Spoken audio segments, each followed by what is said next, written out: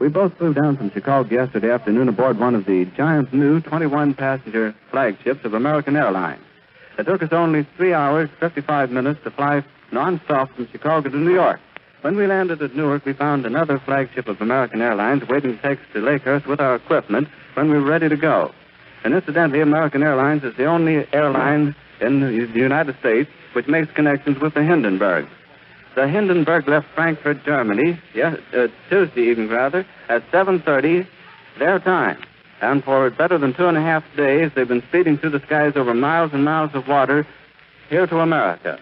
Now they're coming in to make a landing of the Zeppelin. I'm going to step out here and cover it from the outside. So as I move out, we'll just stand by a second.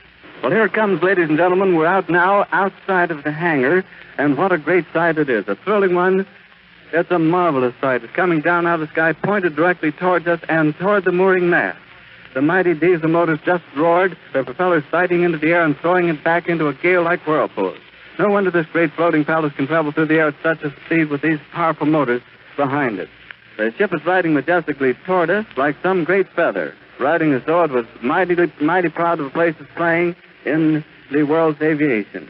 The ship is no doubt bustling with activity, as we can see. Orders are shouted to the crew. The passengers are probably lining the windows, looking down at the field ahead of them, getting their glimpse of the mooring mast. It's practically standing still now. They've dropped ropes out of the nose of the ship, and it's been taken a hold of down on the field by a number of men. It's starting to rain again. The rain had slacked up a little bit.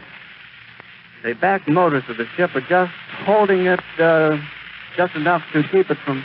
It burst into flames. Get it started. It's crashing. It's crashing terrible. Oh, my, get out of the way, please. It's bursting into flames and it's falling on the mooring mast and all the folks between it. This is terrible. This is one of the worst catastrophes in the world. Oh, it's the place is 400 or 500 feet into the sky. It's a terrific crash, ladies and gentlemen. The smoke and the flames now, and the frame is crashing to the ground, not quite to the mooring mast. All the humanity and all the passengers screaming around it. I can't talk to people whose friends are out there. I can't talk, ladies and gentlemen.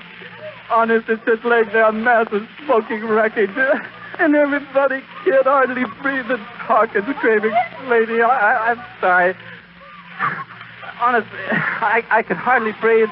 I'm going to step inside where I cannot see it. Charlie, that's terrible.